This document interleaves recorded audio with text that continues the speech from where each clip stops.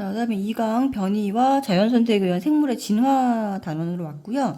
자, 변이에 대해서 일단 먼저 좀 보도록 하겠습니다. 자, 변이라고 하는 거는 이렇게 어떤 같은 종 내에서의 형질의 차이를 말을 합니다.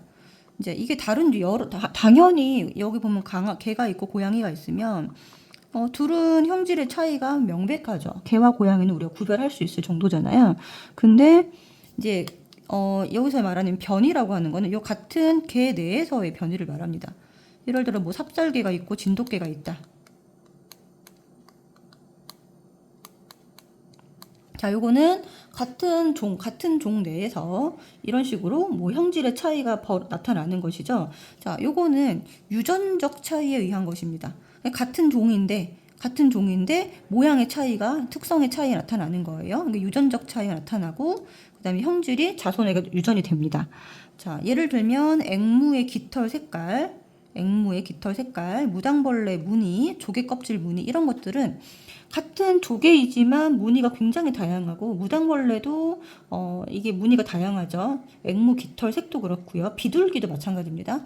이런 것들 전부 다 같은 종 내에서 차이가 나타나는 것이고 유전적 차이에 의한 것입니다. 자, 비유전적 차이에 의한 변이가 있는데요. 비유전적인 거는 말 그대로 유전이 되지 않는다는 거예요. 환경의 변화 영향에 의해서 나타나는데 자손에게 유전되지 않습니다. 전달되지 않는다는 거는 유전이 되지 않는다는 거예요. 그래서 우리가 아무리 근육을 키워도 그게 이제 내가 새로 태어날 아기에게 전달되지 않는 것. 그다음에 홍학 깃털색. 그러니까 아까 앵무의 깃털 색깔은 유전적으로 차이가 나는 것이고요.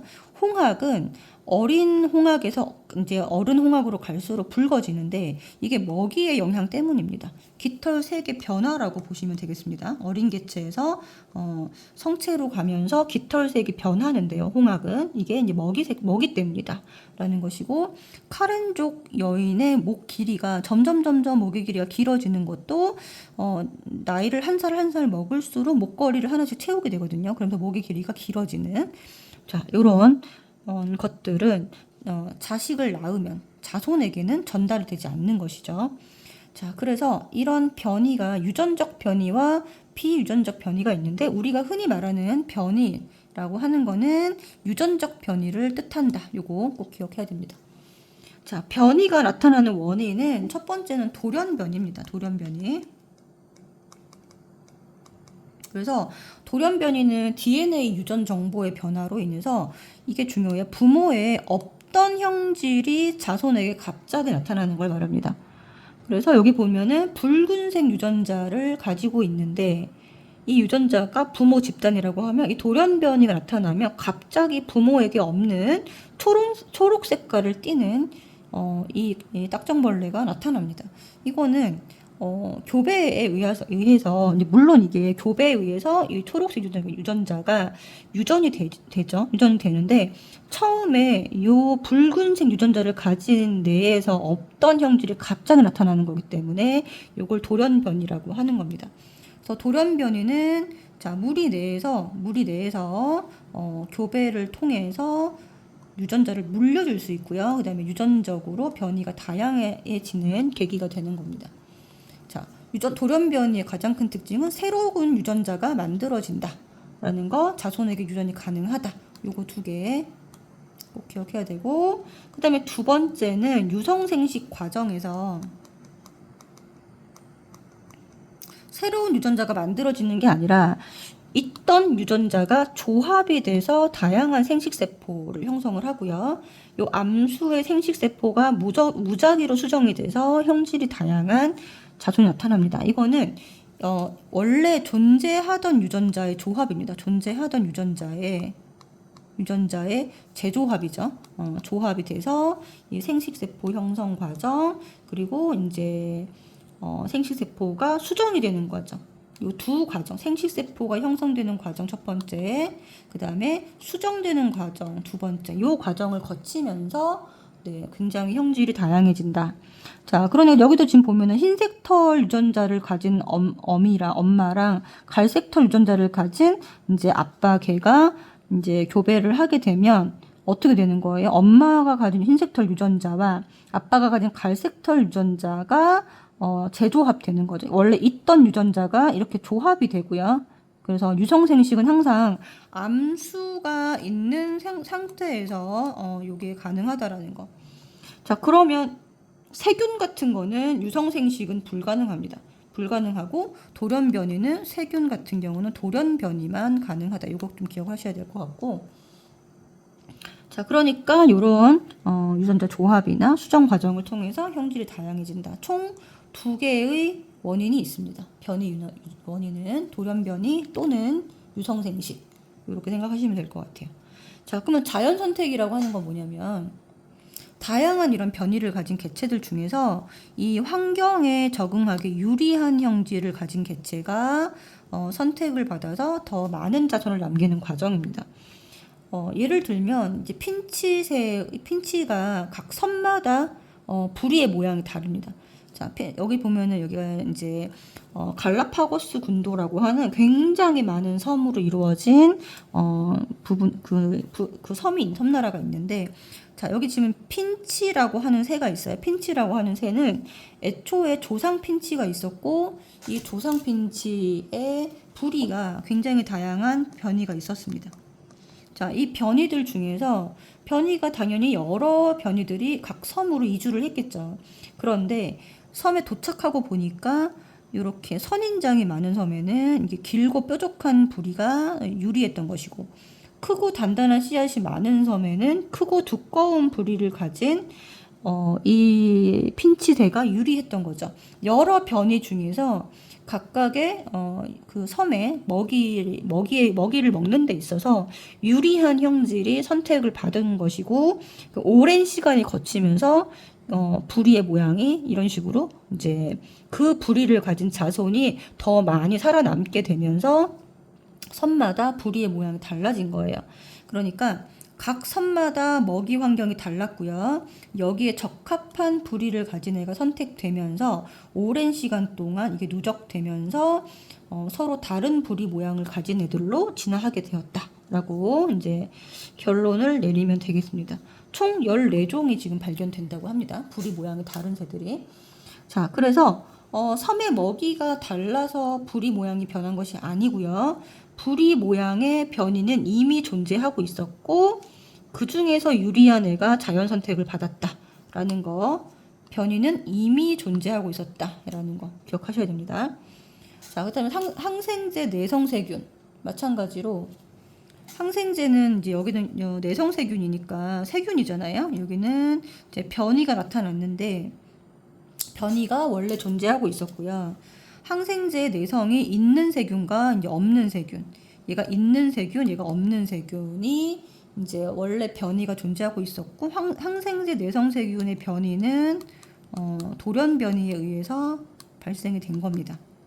돌연 변이로 발생이 된 것이고, 항생제를 사용하는 환경에서는 내성이 있는 세균, 즉 보라색 세균이 더 많이 살아남아서 시간이 지나면서 어떻게 될까요? 시간이 지나면서 항생제 내성세균의 비율이 점점 내성이 없는 세균보다 증가하더라라는 거예요. 많아지게 되더라. 그래서 결국에는 내성세균만 살아남게 되더라. 이런 식입니다. 그래서 여기도 마찬가지입니다. 내성세균의 변이는 이 세균의 변이는 이미 존재하고 있었다. 이미 존재하고 있었고 이제 항생제 세균 사용으로 나타난 것이 아니라 이미 존재하던 애들 중에서 내성세균이 선택받았다라는 것이고, 항생제 내성세균 요거는 세균의 진화이기 때문에 굉장히 빠른 속도의 진화 과정에 어떤 예시가 됩니다. 여기 안 보였네요. 자, 항생제 내성세균의 변이는 이미 존재하고 있었고요. 항생제 사용으로 나타난 것이 아니다라는 거 꼭 주의하셔야 되고, 굉장히 빠른 속도로 진화를 하는 예시가 되겠습니다. 자, 그래서 이 내성세균의 모의 실험이 있는데요. 여기 굉장히 중요한 실험인데, 요거 보면은 항생제 내성세균은 지금 털실방울이 내성이 없는 세균입니다. 내성이 없는 걸 의미하고요. 스타이로폼 공이 내성이 있는 세균을 의미하고, 자, 그다음 벨크로 테이프가 항생제 사용을 의미합니다. 자, 그래서 자, 털실 방울, 내성이 없는 세균 36개랑 스티로폼 공을 내성 있는 세균 모형을 4개를 집어넣고요. 여기서 세균 모형을 이제 20개를 제거를 합니다. 그러니까 당연히 스티로폼은 안 붙고 털실 방울만 여기 벨크로 테이프에 붙겠죠. 자, 36개, 4개 총 합쳐서 40개입니다. 40개 중에서 여기서만 20개가 제거가 될 것이고요. 남은 개수만큼 그대로 더해서 여기 개수를 쓰면 됩니다. 자, 그러면 얘는 처음에 36개, 4개 있었으니까 내성세균의 비율이 36분의 3, 전체 내성세균의 비율이 40분의 4개가 됩니다. 40분, 전체 중에서 내성세균의 비율은 4개가 되고요. 그 다음 여기는 자 16개 남은 거에 더블링을 했고 4개 남은 거 더블링 했으니까 40 중에서 8개가 이 비율이 되겠죠. 자, 그 다음에 여기서 또 20개를 제거를 하면 32개에서 20개 제거되면 12개가 남을 것이고 이게 이 상태에서 더블링이 됩니다. 얘는 8개가 그대로 남겠고 8개가 더블링 되겠죠. 그러면은 40분의 얘가 16 이렇게 되겠죠. 자, 그 다음에 여기는 또 이제 24개 중에서 20개 제외하면 4개가 남을 것이고 더블링. 16개의 더블링. 이렇게 하면은 40분의 30. 대부분이 내성세균이 된다는 것을 알 수가 있습니다. 그러니까 내성세균의 비율은 아래로 갈수록 점차 증가한다. 라는 거 이렇게 기억을 하시면 되고요. 그러니까 항생제를 지속적으로 사용하는 환경에서는 항생제 내성세균의 비율이 점차 뭐한다? 증가하더라. 요거를 알 수 있는 실험입니다. 네. 자, 그 다음에 세 번째는 납모양 적혈구 유전자. 자, 이 적혈구는 정상 적혈구는 동그랗게 생겼고요. 그림에서처럼 여기 그림 보이시죠? 정상 적혈구가 왼쪽이고 납모양 적혈구가 오른쪽입니다. 자, 근데 납모양 적혈구는 정상 적혈구에 비해서 산소 운반 능력이 떨어지고요. 모세혈관을 막아서 빈혈을 유발해서 일반적으로는 불리한 형질입니다. 환경에 살아남기 불리한 형질입니다. 자, 그런데 문제는 뭐냐면 말라리아가 많이 걸리는 지역에서는요, 말라리아 원충이라는 것이 말라리아를 옮기는데, 질병을 옮기는데, 그 말라리아 원충이 적혈구에 기생을 하는데, 정상적혈구를 선호합니다. 그러니까 정상적혈구에서는 말라리아가 여기서 이제 원충이 여기서 증식을 해서 말라리아에 걸릴 확률이 높고요. 난모양 적혈구는 말라리아에 걸릴 확률이 낮습니다. 그러니까 말라리아의 저항성이 난모양 적혈구가 오히려 크다는 거예요. 그래서 말라리아에 걸린 지역에서는 오히려 난모양 적혈구를 가진 사람이 선택을 받습니다. 말라리아가 여기 많이 발생하는 지역에서는 난모양 적혈구가 선택을 받아서 자손에게 유전되니까 말라리아가 많이 발생하는 지역에서는 난모양 적혈구 유전자를 가진 사람의 빈도가 높다라는 거예요. 자, 여기서는 어떤 거를 알려주냐면 일반적으로 불리한 형질이라고 하더라도 특정 환경에서는 유리하게 작용해서 자연 선택의 결과가 바뀔 수 있다.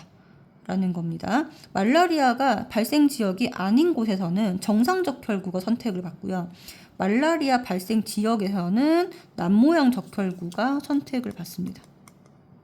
자, 이런 식으로 이런 것들에 대해서 알려주는 특이한 사례라고 보시면 되겠습니다.